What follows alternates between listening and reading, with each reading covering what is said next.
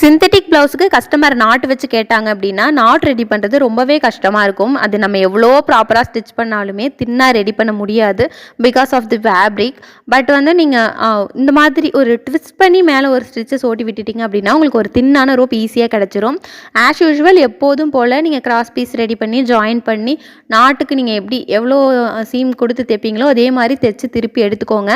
அதுக்கப்புறமா மெஷினில் வச்சுட்டு ஃபுல்லாக உங்களால் எவ்வளோ தூரம் முடியுமோ அவ்வளோ தூரம் நல்லா ட்விஸ்ட் பண்ணிக்கோங்க. ட்விஸ்ட் பண்ணிவிட்டு நீங்கள் வந்து பொறுமையாக ஸ்டிச் பண்ணணும். ஏன்னா இது கொஞ்சம் பல்ஜி ஆகிடும். நீங்கள் ட்விஸ்ட் பண்ணும்போது திக்காகிடும்.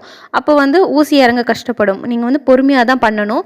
பின்னாடி இருக்கிற த்ரெட்டை வந்து கொஞ்சமாக அந்த ரோப்பை வந்து பின்னாடி ஒரு கையால் கொஞ்சம் கொஞ்சமாக ஸ்லோவாக இழுத்துட்டு முன்னாடி வந்து நீங்கள் இந்த மாதிரி ட்விஸ்ட் பண்ணி கொடுத்துட்டே இருந்தீங்க அப்படின்னா நாட் ரெடி ஆகிடும்.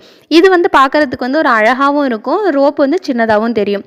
இதில் ஒரே ஒரு ட்ராபேக் என்ன அப்படின்னா, நம்ம ஜாயின் பண்ணியிருப்போம்ல, கிராஸ் பீஸ் எடுத்து ஜாயின் பண்ணியிருப்போம். அந்த ஜாயினிங்கில் மட்டும் திரும்ப கொஞ்சம் கஷ்டப்படும். அந்த இடம் மட்டும் கொஞ்சம் பெருசாக தெரியும். வேறு ரொம்ப வித்தியாசமாலாம் தெரியாது. நீங்கள் நாட்டாக ரெடி பண்ண அப்புறமா சூப்பராக இருக்கும். அப்படி இல்லை எனக்கு அதுக்கெலாம் டைம் இல்லை அப்படின்னா ஈஸியான மெத்தட் வந்து அந்த கலருக்கு ரோப் வாங்கி வச்சு விட்டுருங்க. இதுக்கு போய் நான் 15 மினிட்ஸ் டைம் வேஸ்ட் பண்ண முடியாது அப்படின்னு நினச்சிங்க அப்படின்னா, என்ன கலர் வந்து எல்லா ஃபேப்ரிக்கும் மேட்சான கலர் கிடைக்காது. ஸோ கலர் கிடைக்கல அப்படின்னா இந்த மாதிரி நாட் ரெடி பண்ணுங்கள்.